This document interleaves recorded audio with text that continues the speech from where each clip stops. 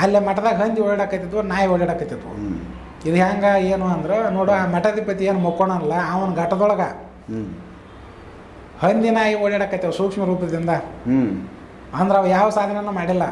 ಅವನು ಸಾಧನೆ ಮಾಡಿದ್ದ ಅಂತಂದ್ರೆ ಈ ಹಂದಿ ನಾಯಿ ಇಲ್ಲಿ ಇರ್ತಿದ್ದಿಲ್ಲ. ಸಾಧನೆ ಮಾಡಿದ್ರೆ ಶಕ್ತಿ ಹೆಚ್ಚಾಗತ್ತ, ಶಕ್ತಿ ಹೆಚ್ಚಾರ ಜನ ಬಂದೆಲ್ಲ ರಿಪೇರಿ ಮಾಡ್ತಾರೆ, ಚಲೋ ಮಾಡ್ತಾರೆ, ನೋಡಕ್ಕೆ ಮಠ ನೀಟ್ ಇಡ್ತಾರೆ. ಹೌದಲ್ಲ? ಎಲ್ಲ ಶಿಸ್ತಿರ್ತೈತಿ. ಮಠ ಶಿಸ್ತಿರ್ತಪ್ಪ ಅಂದ್ರೆ ಅವ ಶಿಸ್ತಿರ್ತಾನೆ. ಹೌದು, ಘಟದಂಗೆ ಮಠ ಅಂತ.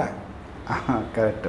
ಮತ್ತು ಈಗ ಇವನು ಮಠ ನೋಡ್ಬಿಟ್ಟು ಇವನು ಘಟ ಹೆಂಗೈತಿ ಗೊತ್ತಾಗತ್ತ ಅಷ್ಟೇ. ಇಲ್ಲೇನೈತಿ, ಏನೈತಿ ಇಲ್ಲಿ ಕಾಣಿಸ್ತಾ ಇದೆ. ಅವನಲ್ಲಿ ಕೂಡ ಆ ಒಂದು ಶಕ್ತಿನೂ ಇದ್ದಂಗಿಲ್ಲ. ಮತ್ತೆ ಅವನ ಘಟ ಇದ್ದಂಗಿಲ್ಲ ಮಠ ಕಾಣಕತ್ತೈತಿ ನೋಡು. ಇಲ್ಲಿ ಮಠದಾಗ ನಾಯಿ ಓಡಾಡಕತ್ತೇವ, ಹಂದಿ ಓಡಾಕತ್ತೇವ. ನಾವನೊಳಗು ಹಂದಿ ನಾಯಿ ಅಂದ್ರೆ ಯಾವುದೋ ಒಂದು ಶಕ್ತಿ ಅವನೊಳಗೆ ಓಡಾಡಕತ್ತೇವ. ಘಟದಾಗ ಮಠ, ಆ ವ್ಯಕ್ತಿ ಹಂಗೆ ಜಾಗ, ಅವನ ಘಟ ಹೆಂಗಿರ್ತೈತೆ ಹಂಗೆ ಮಠ ಕಾಣ್ತಿರುತ್ತೆ. ಮನೆ ಮಾಲಕ್ ಹೆಂಗಿರ್ತಾನೆ ಹಂಗೆ ಮನೆ